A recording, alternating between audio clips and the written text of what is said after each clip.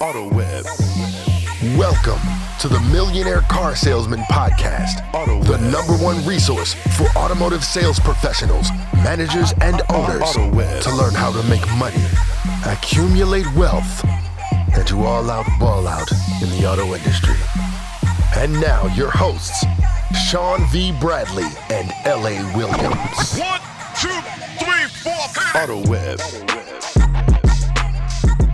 Welcome, everyone. This class is how to properly qualify a prospect on the showroom floor. So Sean actually worked with our team and had this great idea and created his own Foursquare. So we're going to be going over that and how awesome it is.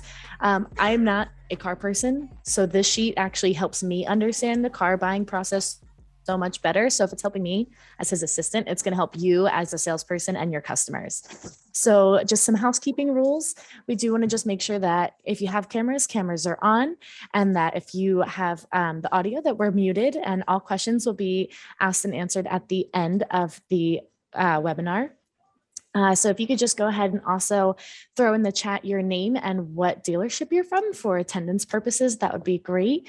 If you have any questions, please feel free to use the chat, and I will step in when there's moments for pauses to ask those questions to Sean. Okay, perfect. Now, Sam, am I going to freestyle or do you have a PowerPoint for me on this? We are freestyling today, but we've done this one before. Yeah, no doubt. All right, guys. So here's the thing for me is I don't know all the audience on here as far as your experience level in sales. I used to average 33 cars a month when I worked at a Lincoln Mercury Mazda dealership. So whether you're in showroom sales, internet BDC, or management, I think this is going to be, hopefully really valuable for you guys. Let me flow through this. This is my maniacal brainchild after 23 years in the industry. Okay, so the first thing I'm going to do is I want to go through and bring up my Foursquare. Can you guys see this? Yeah. All right, yes, good. Sir. All right, so the first part of this is going to sound really remedial. It is. So just humor me. Okay, so in the top over here, actually, no, even before that, the problem that I hear at Foursquare's got a negative connotation, especially if you've been in the industry for a long time, because it was equated to like people being really shifty and shady back in the day. And I don't support any of that craziness. But the reality is this: a car deal is structured on 4 main quadrants: the vehicle of interest, the current vehicle they're driving now, the initial investment, and then the monthly investment, which means like the down payment and their monthly, budget, right? So that's how every car deal is really structured, on 4 quadrants. So for me, I've seen a lot of customer worksheets, and most of them nowadays are not in the Foursquare format. And I'm like, wow, this is just so easy for me to flow. Now, I like this because I could digitize this in HTML for any CRM. So if you've got ProMax or Vin Solutions, I could actually put this inside my CRM. And if I have an up that comes through, I could, activate my customer worksheet. I could fill in the boxes right inside my CRM. Or I'm old school too. I like to have a stack of these next to my desk because I like to write and scribble and take notes. It's just, I don't know. That's how I roll. You don't have to do it that way, but it definitely helps me. So now let's get into it. Name is obvious, phone, email is obvious, but look at this right here. Social media DM. This is the first thing that I think is very important. Most people, and I don't care if you're qualified somebody on the phone, internet, or in your showroom, right? I want to know what their social media DM is. Why? Because again, social media is the #1 form of communication on planet Earth. Again, social media is the #1 communication on planet Earth. Second fact is this: everybody and their mother is going to be calling this prospect, theoretically, if they're looking for a car. JD Power says that the average prospect is looking at, roughly like 9+ websites, some in and out of brands. So if you're a Ford dealership, best believe they're looking at other Ford dealerships, but they're also probably looking at Chevy, Dodge, Ram, whatever. So what you want to be able to do is differentiate yourself. If everybody's emailing and phone calling, well, then you better email and phone call and make it better and faster. But in addition to email and phone calling, you could be the unique one person that's trying to hit this person up through social media DM. If you don't ask, you don't get. So ask them what their social media DM preference is. Instagram DM, WhatsApp DM. And here's another thing. WhatsApp is the #1 social media for a minority. I mean, they have free long distance. So Latinos, Asians, etc., are prevalent on, WhatsApp. There's a reason why Facebook, owns Facebook, Instagram, and WhatsApp. It's not by accident. The next thing is this: preferred form of communication. Guys, if you've got VinSolutions CRM, and a lot of my clients do, a lot of CRMs does this, but just off the top of my head, VinSolutions does this. It asks you, what's the preferred method of contact? I cannot understand for the life of me how you have somebody freaking physically in front of you and we don't ask them, what's your preferred method of communication? Because if you don't spot that person right there, you have to follow up with this person. And why do you want to try 50 million different ways? Let me email them, phone call them, text them, send them videos, try to, send them a social media DM. If I could just ask them when I have them in front of me, Samantha, just so I know, what's your preferred method of communication? Say, what do you mean, Sean? What do you mean, Sean? Well, Samantha, what I find is a lot of my clients prefer certain, ways to communicate. Like I have clients that just love to DM me on Instagram. Then I've got clients that love to text. Then I've got clients that just want to FaceTime me in Apple FaceTime. Then I've got people that are like old school and just like email. So which do you prefer me to communicate with you with? And also, if I need to ask you a question, which is going to give me the highest probability to be able to make contact with you? For me, it's probably text message. Perfect. Stop. So again, that's what we're doing. Now, this is just tradecraft for me, like walk-in, phone, internet, because every salesperson should be tracking their ups, not just the source, obviously, but the type. I'll give you an example. AutoTrader is a source, but AutoTrader could be a walk-in. I mean, like they saw my car on AutoTrader and it came into my dealership. AutoTrader could be a phone up. They saw my car on AutoTrader and they called. AutoTrader could be like an internet email. So again, getting the type of a prospect is one, and then getting the source. Okay, that's basics. Let's now get into it. Now, the road to the sale. This class that we're doing right now, the prerequisite is that you need to know the road to the sale. The average road to the sale for a dealership, I'm going to just give you a range, is like the meet and greet, the qualification, the product selection, the product presentation, demonstration drive, maybe the service walk for most of you. I like to do that.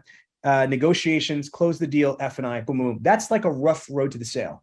Every road to the sale is similar. So I'm not teaching the road to the sale here. I'm teaching just this one qualification, but we have to assume that you know the first couple steps, because if you don't know how to properly greet a prospect on the lot or greet the prospect in the showroom, this is not going to work out as well. So I want to preface in saying that at each step in the road to the sale should build onto the next step, build onto the next step, build onto the next step. Anytime I see people skipping steps or Frankensteining steps, it makes the next step that much more difficult or less successful, if that makes sense. So now let me build up to it before we get into this. If I'm watching the lot or I'm watching the showroom, right? I'm paying attention to what people are rolling up in if possible. Now, I might be distracted or I might not have a certain angle or whatever it is, but if you could see what somebody walks out of their car in, you know what I mean? Or gets out of their car in and benchmark that in your head. Why? Because the first qualification starts before you start talking to the prospect. So before I get into my sheet right here, I want you to know you need to, I call it stealth qualifying. Let me repeat that. I want you to stealth qualify. So for example, if you see somebody getting out by themselves out of a Ford F-150, chances are it's their Ford F-150. It might not be, but it's probably their F-150. Now, I'm just guessing here, but if they're getting out of I don't know, if they're getting out of a Chevy Tahoe with 3 kids, you know what I mean? And chances are that they didn't steal those kids, that they're probably their kids. If they're wearing, the best football team's, T-shirt and hat, the Eagles, I don't care if I lose some of you guys there. I'm repping green in Philly all day long, right? So again, the chances are they're Eagles fans. So you see what I'm saying? Like what you want to do is you want to start stealth qualifying your people before you even make the first greeting or engagement with that prospect. I'm paying attention to what they're wearing, what they're driving, who they're coming in on, because that's going to go part of the conversation. So what I normally do, and I'm not going to go into this heavy because this is part of the greeting, when I up somebody, I try to break the ice with some type of, common ground or observation or something like that. I'm assuming you know how to do that. So once we skip that, what we're going to now tag, this workshop starts right now. Okay, so now Samantha is going to be my muse, right? Samantha is the prospect. She walked into the dealership, already did all that stuff. I already sat her down and I basically pulled up my customer worksheet, whether it's in VIN or Promax, or I have it printed out. So the first thing I'm going to do, because I've already handled the preliminary common ground stuff. I talked about her husband and her 3 kids. Just kidding, Sam. Hey, And I got 3 kids. okay, there you go. So now, right here, I'm going to start from here. Let's go into role play. Okay, Samantha, when I first spoke to you, you had said that you were interested in a 2022 Kia Telluride. Is that correct? Yes, it is. Okay, so just so I know, are you looking for that new, certified pre-owned, or pre-owned? Preferably new. I'm not opposed to certified pre-owned. Okay, awesome. Now, just so I know, what are the features that you want, and then what are must-haves? What I mean by that is, like, if you could just, have anything that you just kind of think is kind of cool versus things that are absolutely, Sean, I need to have these in my vehicle. These are non-negotiables. What would those things be? Well, I definitely need the navigation and the backup camera. I like when it's in the center console with my radio. For me, that's a must-have. Other features I would like a sunroof.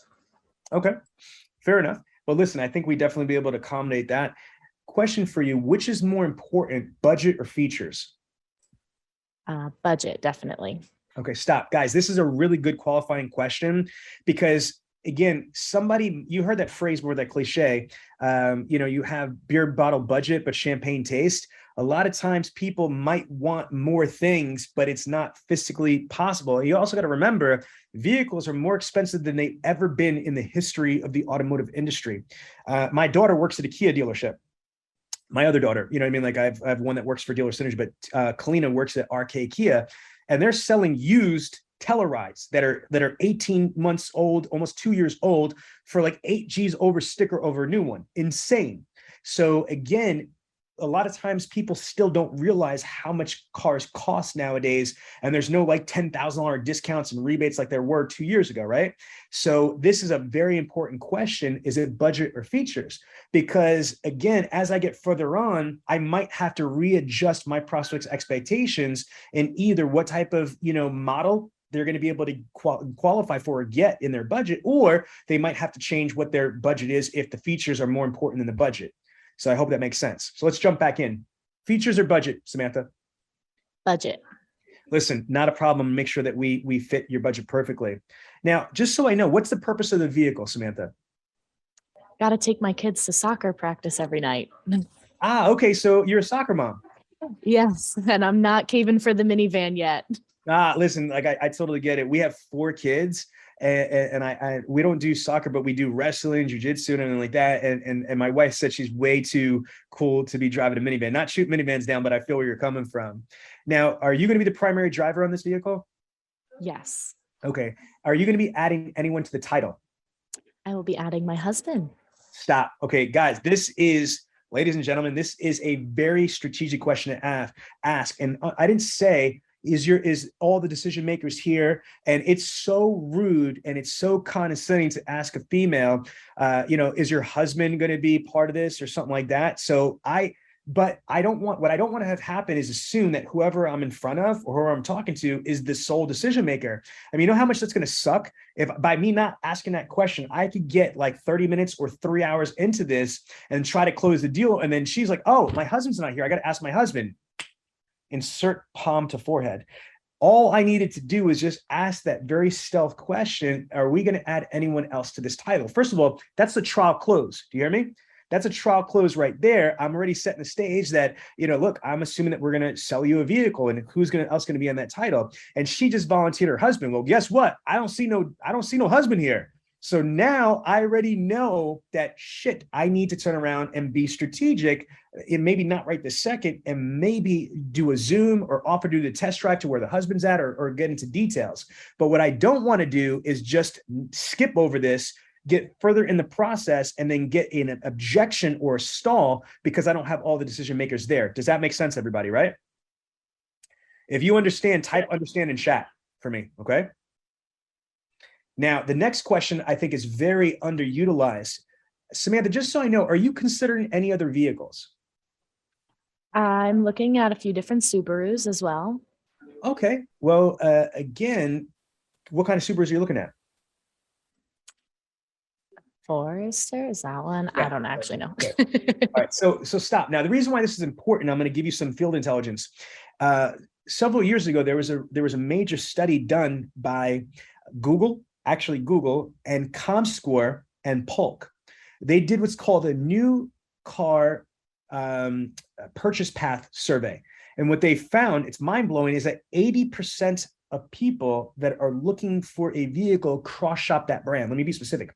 If I'm looking at a Ford F-150, 80% of people that are looking for a Ford F-150 are going to also look at a Chevy Silverado or a Ram 1500 or a GMC Sierra or a Toyota Tundra or some other vehicle that's comparable. So I want to know right from the freaking door before I go into product presentation, what is she comparing it to? Because again, she just said a Forester. That's easy. A Telluride's going to smoke any Subaru out there. It's one of the best SUVs on the market. There's so much more space. There's this, there's that, blah, blah, blah. But now that I know, I'm going to be able to structure my features and benefits product presentation and my demonstration drive against what?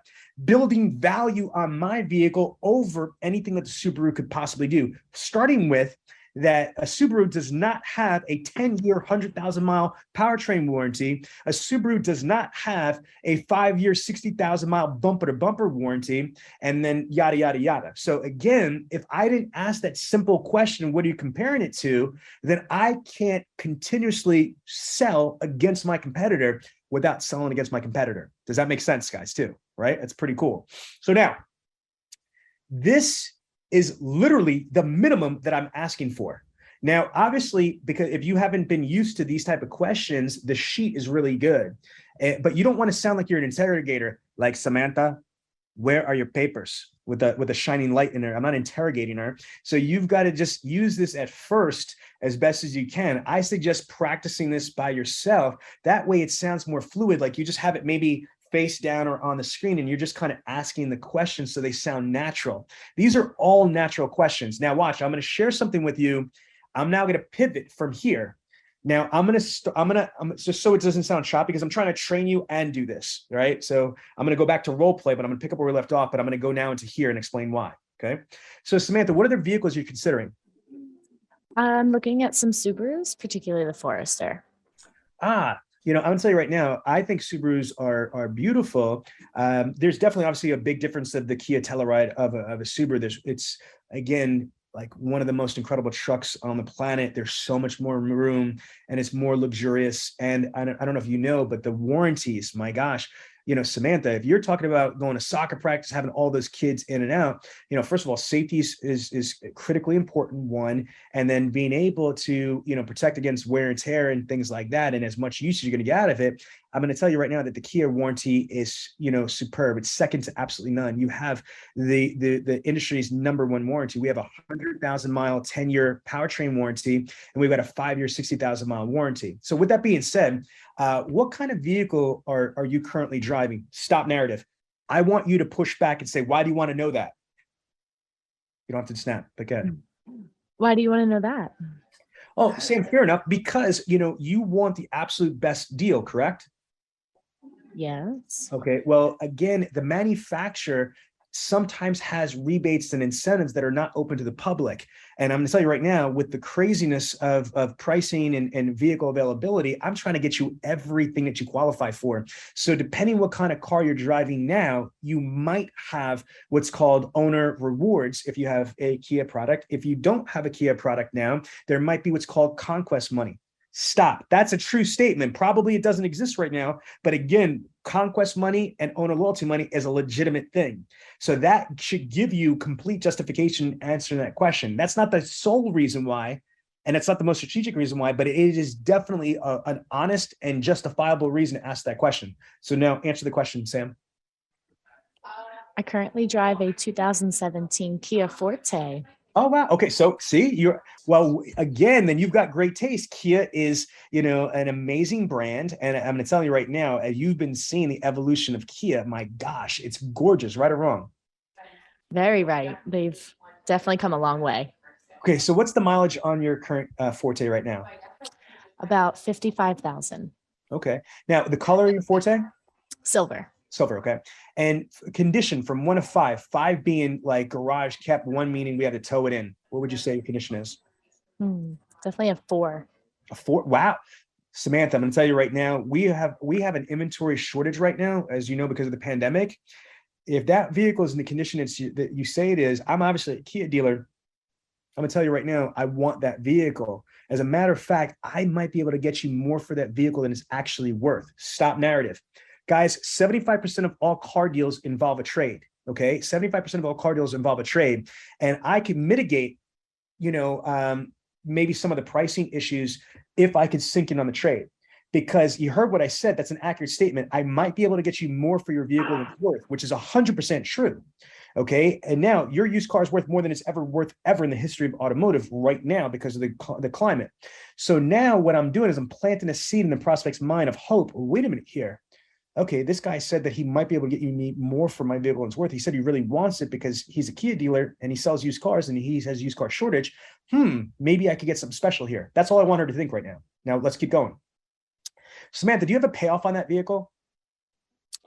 I currently have about 6,000 left to pay off. Okay, 6,000. Fair enough. Now, was it financed or leased before? I leased it and then I bought it out.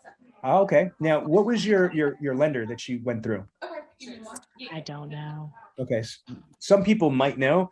I still want to ask the question. Here's why.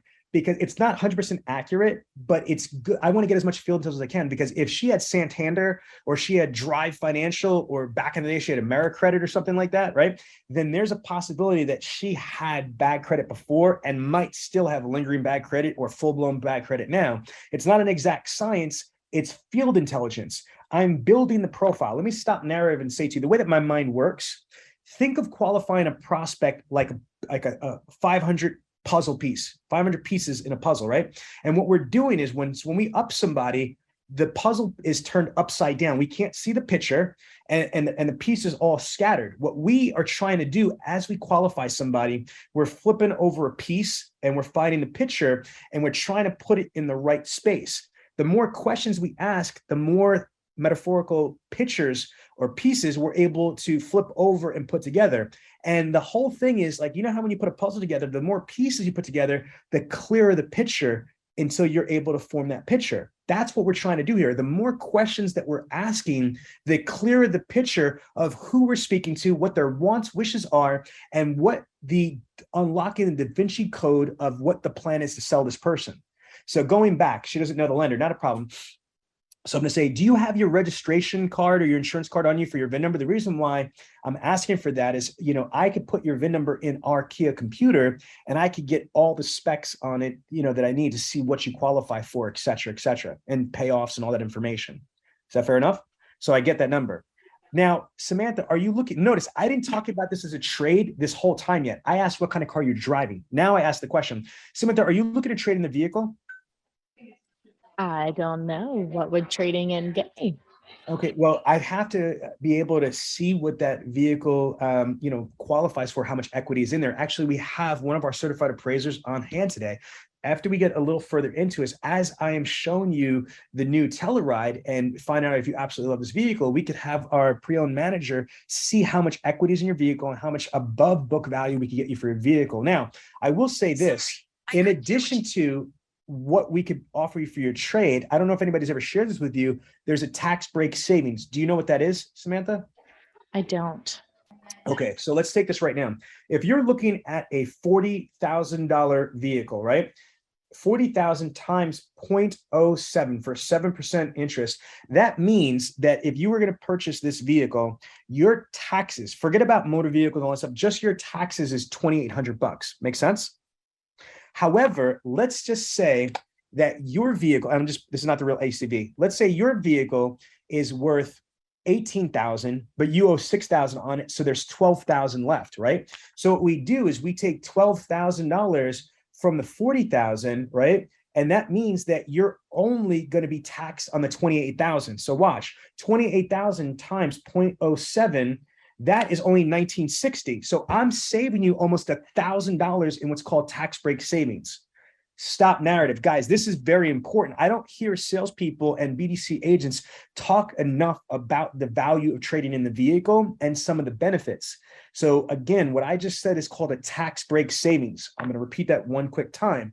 So a tax break savings means this. If there is no trade-in, you're going to get taxed on the full amount of the vehicle if you're buying it cash or you're financing it, right?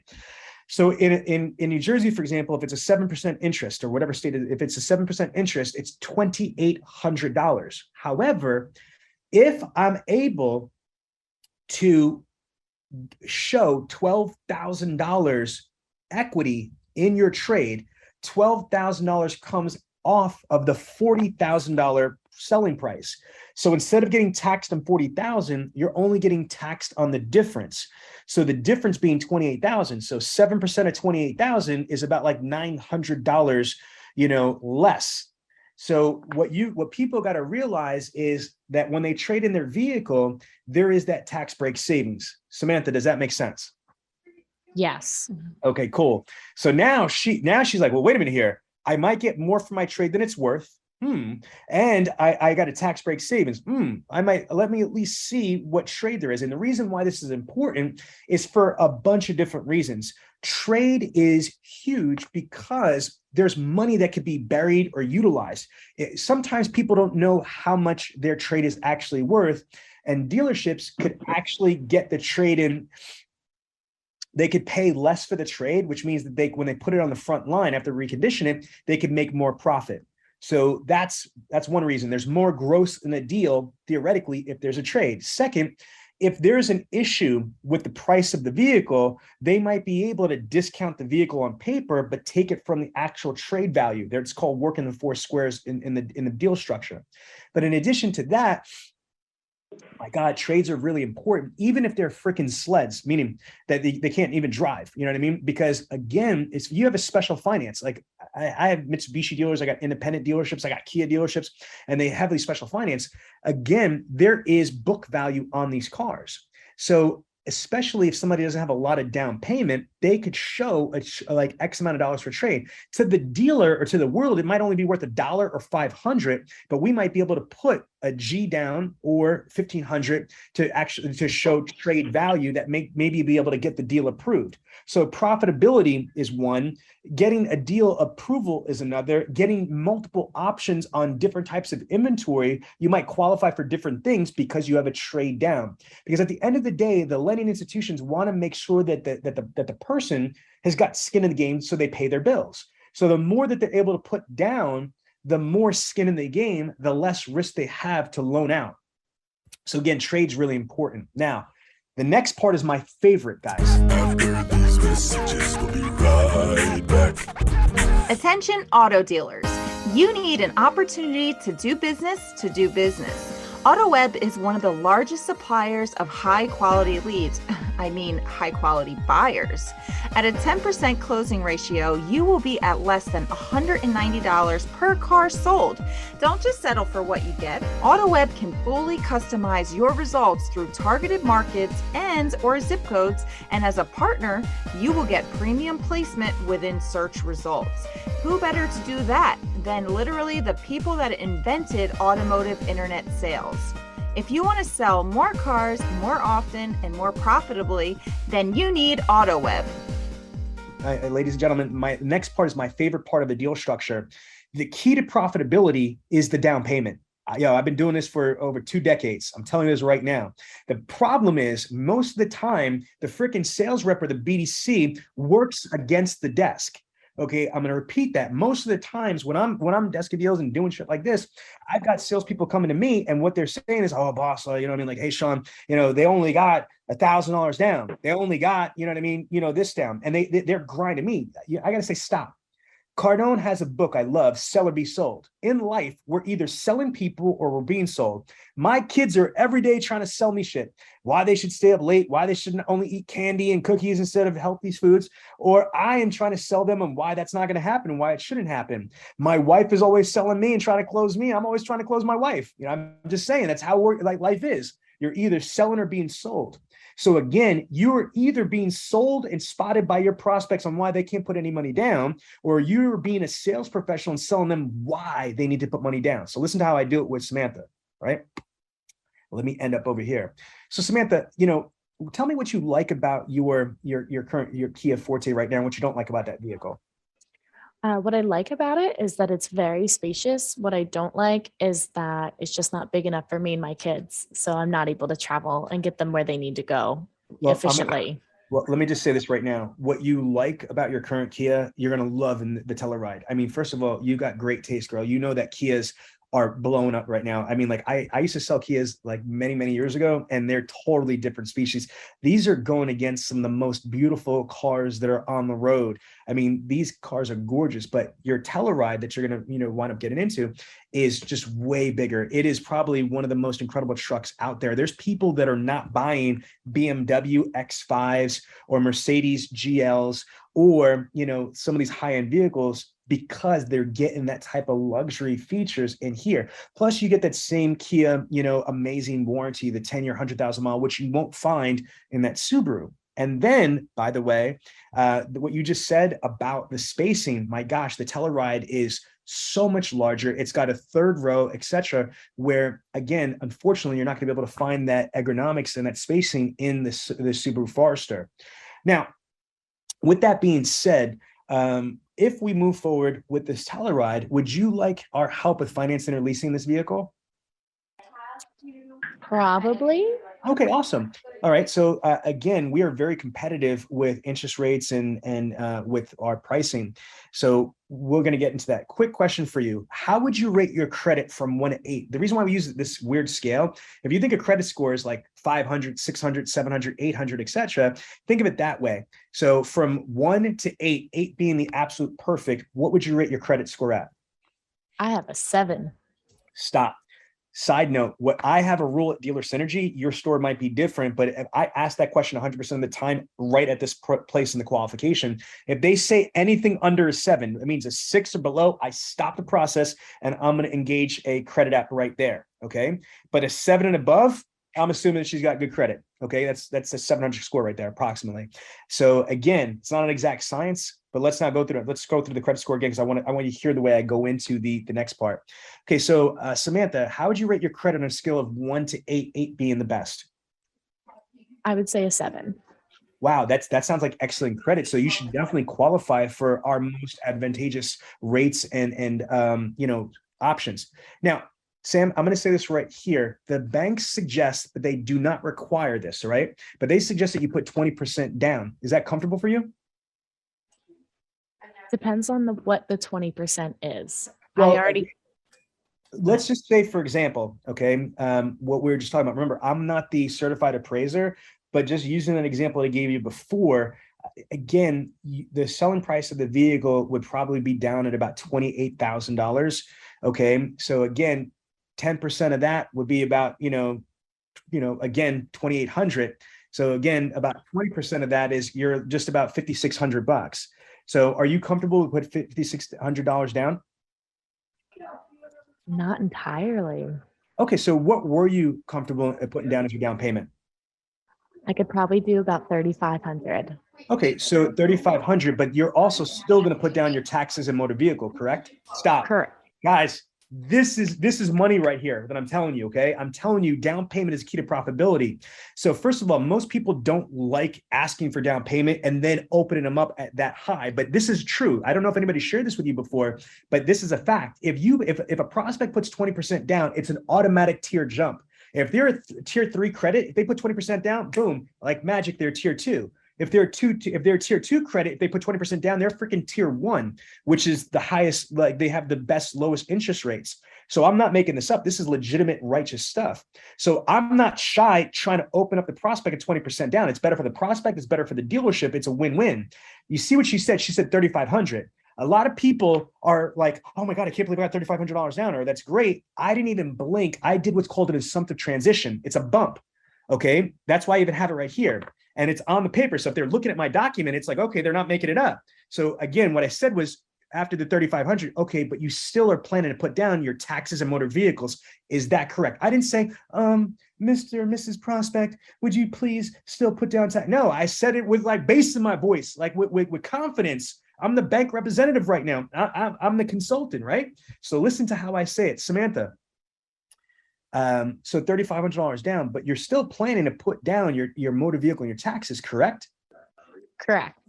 Okay, so that's going to be an additional $1,500. So you have $3,500 down payment, and then you have your motor vehicle. So that's going to be a total of about $5,000, correct? Sounds about right. Okay, stop. Now, that might not happen, and that's okay. But if you follow the way that I did this, they might turn around and say, oh, hell no, I only could put $1,000 down. But then I get to bump them a little bit on the taxes and motor vehicle. Then they're like, listen, man, I can't put the that much down. And then I'll say, okay, you know what? I'm going to see if I could roll the taxes into the payment. But, would you at least be able to put the motor vehicles down? That's only like, $299. I'm still being thorough. I'm still trying to get the bump, because think about it, guys. If your commissions are 25%, follow me, every $1,000 you put down is $200 to $250 commission to you. So it is imperative to get all the gross that you possibly can, if theoretically possible. Now, listen to my transition here. Do you remember she said budget up here? I'm just gonna remind you, let's go through there. I got the tax and motor vehicle, and I'm gonna go, Samantha, I remember when I asked you before, what's more important to you, budget and features? You said budget. So if you set a budget for yourself, what did you set as a budget for this vehicle? I'm hoping to keep it around $300 a month. Okay, so listen, Sam, I work for you. Listen, I am your liaison. My job is to get you exactly what you want in the exact terms. I'm not the bank, though. So just so I know, before I present this to to my management team and to the bank for an approval, I just want to know what your max possibility, your budget is. Would you be able to go to 375 or 400 if you have to, and only if you had to? If I had to, I might be able to do up to 375. Stop. I just bumped it for $75 a month in payment. Do you see what I'm saying? And the word track is this. I want you to go back to it. This is not the word track. This is me qualifying, and then I'm going to stop and say word track. Okay, so Samantha, you set a budget for yourself. What was that budget you set for yourself before you came in today? About $300 a month. Word track coming up. Fair enough, Samantha. Listen, I work for you. I'm like your liaison. My job is to get you exactly what you're looking for in the exact scenario that you're looking for. Literally, I'm your advocate.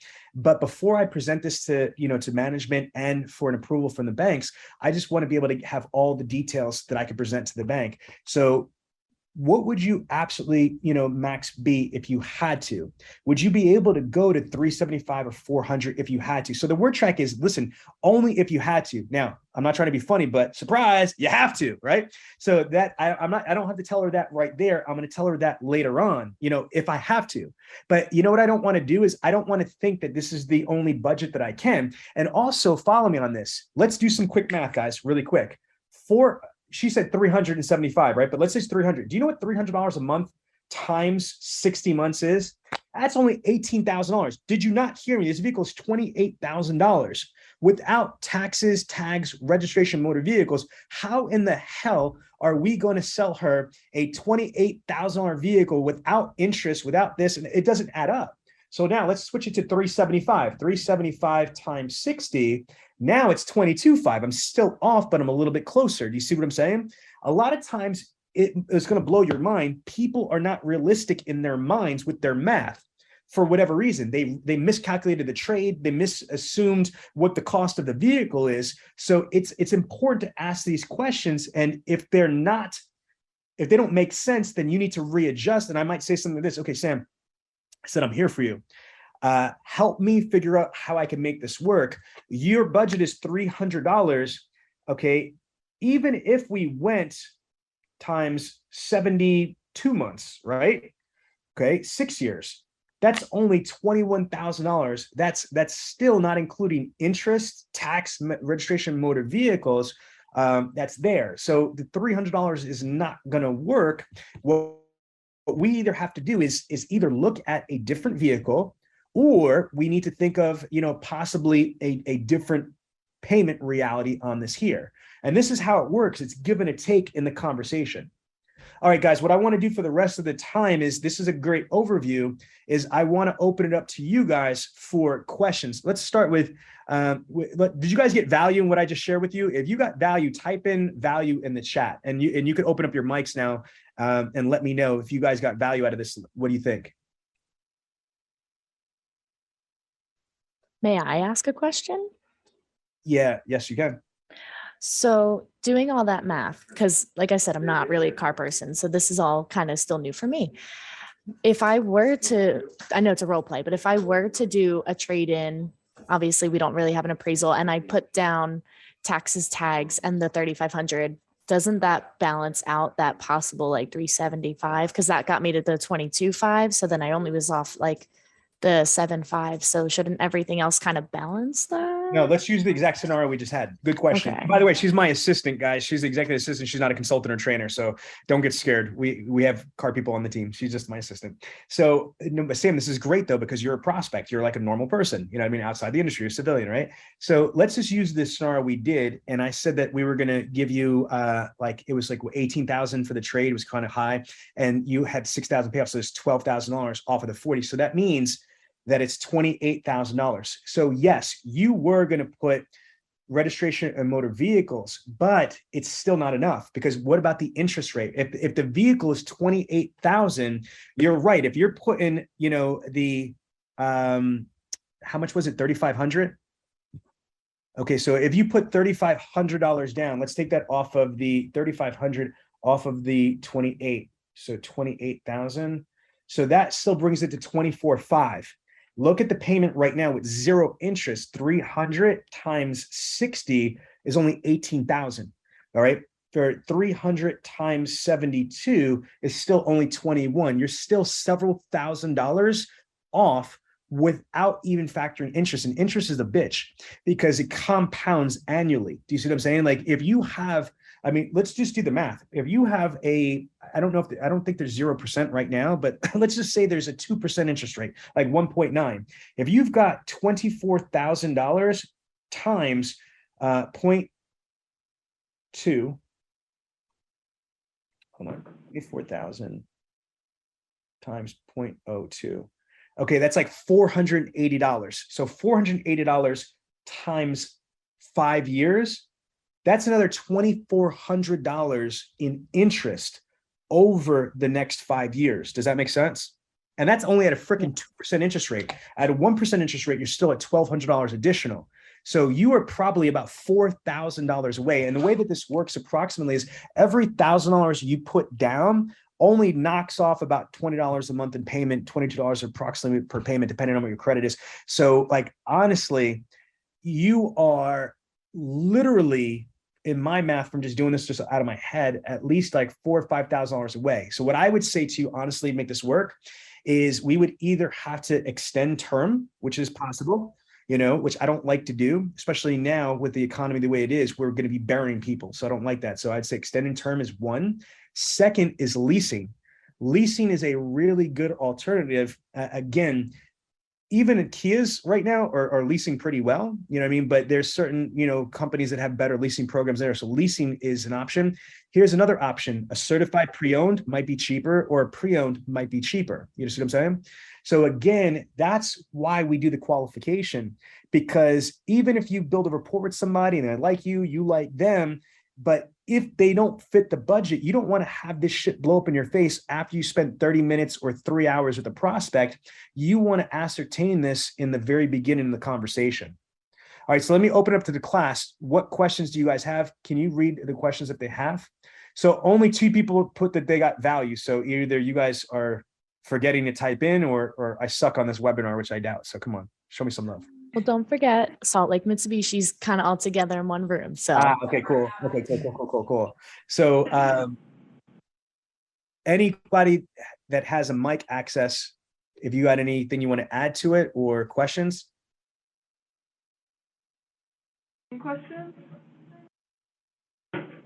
It's something that you do not want to deliver yet. I do. Okay. Yeah, please. So, What is the benefits to leasing? Oh my God. Now, you are, what store are you at? Bob Ruth Ford. Okay, so you especially, okay, like, because you're in the Northeast. Like, we have a much higher lease penetration in the Northeast than we do all over the United States. Unfortunately, you know, people down south, for whatever crazy reason, don't lease very well. I mean, I've seen lease penetration like less than 10%, which is insane. So leasing, as a business owner, I'm going to tell you this right now, because I've owned companies in Pennsylvania and New Jersey. I don't know if you guys know this. Now, this is not for all states, But I'm telling you, in New Jersey, because I live here and I own 12 companies, no exaggerations. I know this very well. You cannot write off 100% of a finance. So like this Kia right now, whether it's 28,000 or 40,000, I cannot write off the entire car. However, this is what's crazy with this shit. I think it's like 12 grand. I'm only able to write off a portion if I finance my vehicle or if I pay cash for it. However, if I lease the vehicle, I can write off the entire lease payment. Let me tell you a crazy example. And Rob Ruth knows this. I had 2 back-to-back I8s. I8s, they cost me about $155,000.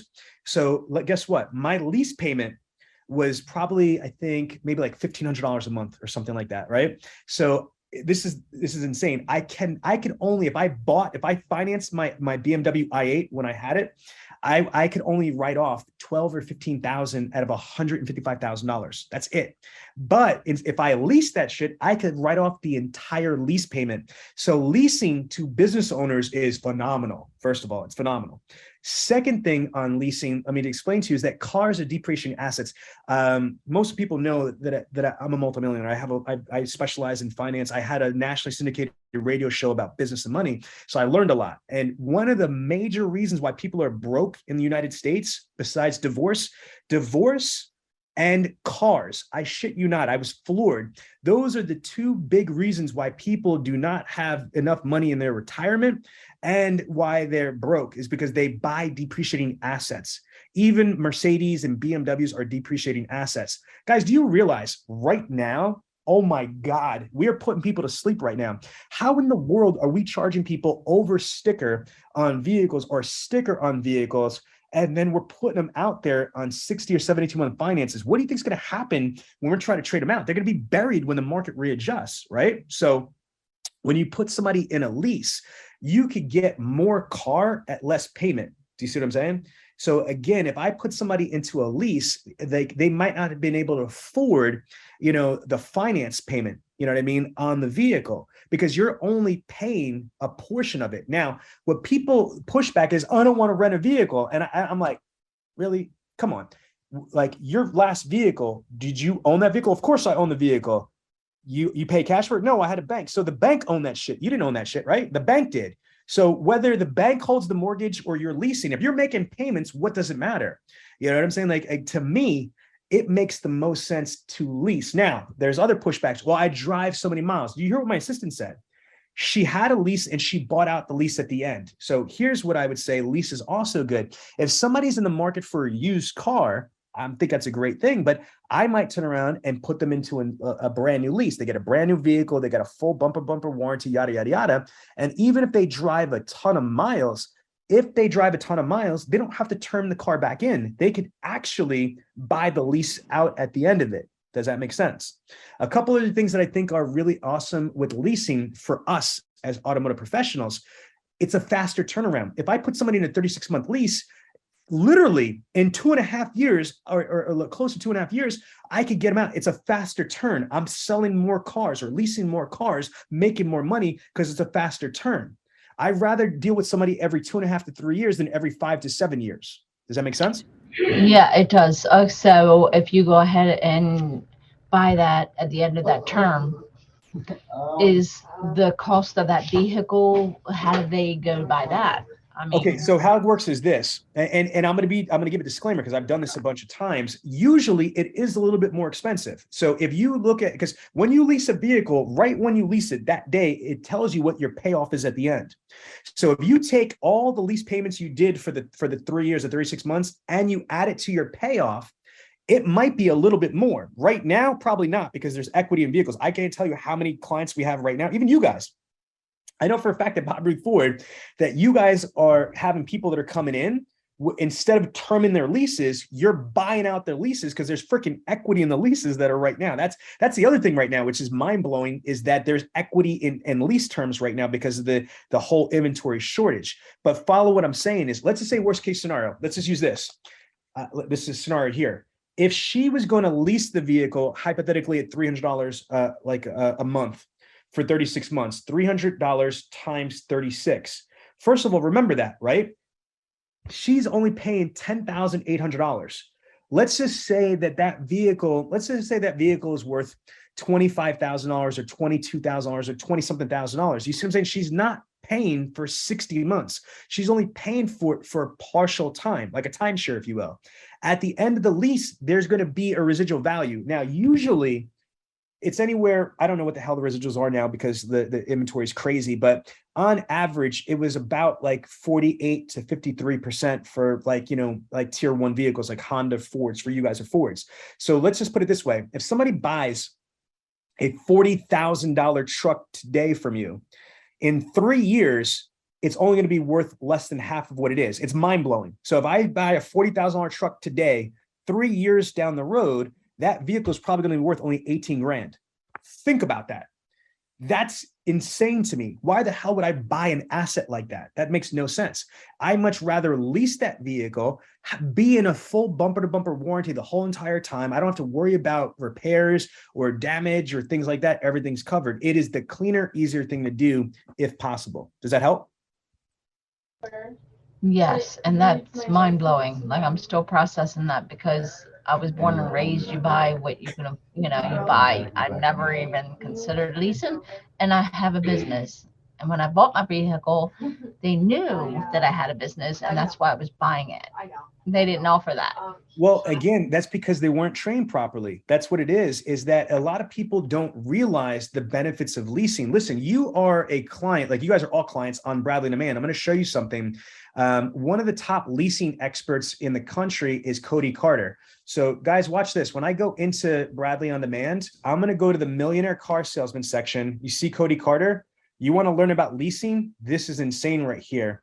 Lease like Cody. Cody is a salesperson at Tustin Toyota in California. He sold 154 cars on the showroom floor. No bullshit.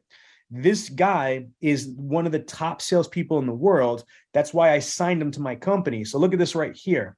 He's got his entire lease program here.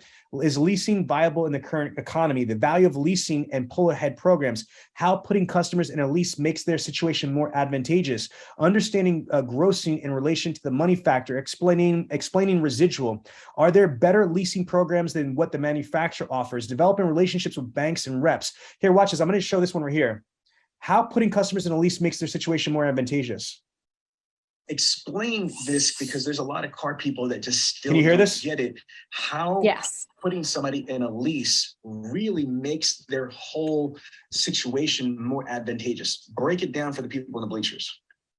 There's a lot of things with leasing. I tell a lot of my customers, when they say why lease, I'm like, every single person has a different scenario as to why, right? It could be affordability. Like these vehicles are getting so astronomically expensive. Like when you're looking at $80,000 Fords, F-150s and things like that. Those payments are over $1,000 a month. There's an affordability standpoint to it. There's, there could be that they just want to be in warranty at all times, right? There's so many different reasons. I love this. Let's stick with affordability. We're going to go category by category. Okay. So let's put this in perspective. Let's just use, because you're familiar with Toyotas. What is the MSRP in a loaded out Tundra? A loaded Tundra now $77,000 MSRP. Okay, MSRP, and what would be a finance? And now, is your dealership selling those vehicles over sticker? Yeah, so we're selling at market value, whatever that is, depending on the vehicle. Okay, so again, there's potentially, what's the most that you sold a Tundra over? 3,000, 5,000, or your store? What'd you say? 10,000? The minimum that we're taking on a Tundra is 6,000 over, right? They're typically 10 to 15. Okay, so let's put this perspective. If it's 77, right?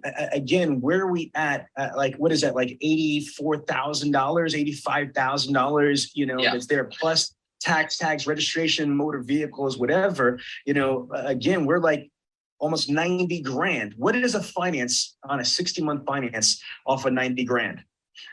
Almost $2,000 a month. With everything in it. Okay. Yeah. So that's the point, is that's what a finance is on that vehicle, especially in this economy. Now, let's go through with your leasing. Like right now, what could you lease a Tundra for? A Tundra Capstone Hybrid is probably leases around $1,300 a month, at 48 months with a $10,000 addendum. It's with the $10,000. Yeah. Okay. So you're making all the wood, you're making all the gross. Okay. Yeah. But you have almost 50%, of the cost. You're looking at, $1,300 versus, $2,000 or $2,050 or something like that. And it's shorter term. So again, this gives you what? Fluidity, right? You've got options. This looks advantageous to somebody. I get the same truck. Okay. However, this option, I could save literally $700 a month, times 48 months. That's a lot of money that I could save. That's a lot of reasons why, leasing looks advantageous. But I love Covey because he talks about win-win. The win to the customer is that they get the same vehicle or sometimes better vehicle, more options, more features at a fraction of the cost. To the salesperson, they get the full gross, the full pop, commissions, everything, but they get to turn that customer quicker to get them to come back in. Now, again, if it's a 48-month lease, you might be able to bring them back in 39, 42 months and get them to something else. Does that make sense, guys? That helps? Yeah. All right. Any other questions that we have from anybody else? All right. I hope you guys got value out of this. And again, it was great to have Salt Lake on here, and again, you guys all have access to Bradley Demand. Check out the Cody Carter section. This guy sold 154 cars on the showroom floor in a pandemic. He averages about 130 a month, every single month. It's insane. All right. I appreciate everybody. Take care. So there you have it, the Millionaire Car Salesman Podcast. This podcast comes to you every week from the city of brotherly love, Philadelphia, Pennsylvania. If you have a question about the show or would like the chance to become a guest, feel free to contact us directly at 856-546-2440 or email us at millionairecarsalesman@gmail.com. This program is a presentation of Synergy Records, produced by Tiana Mick and L.A. Williams. Production and engineering by L.A. Williams. The Millionaire Car Salesman Podcast is hosted every week by L.A. Williams and the Millionaire Car Salesman himself, Sean V. Bradley. The Millionaire Car Salesman Podcast can be found everywhere, so please don't forget to review, subscribe to, and share the show. Thanks for listening to the Millionaire Car Salesman Podcast, and remember, where I'm from, money provides options. The Millionaire Car Salesman Podcast is sponsored in part by Autoweb.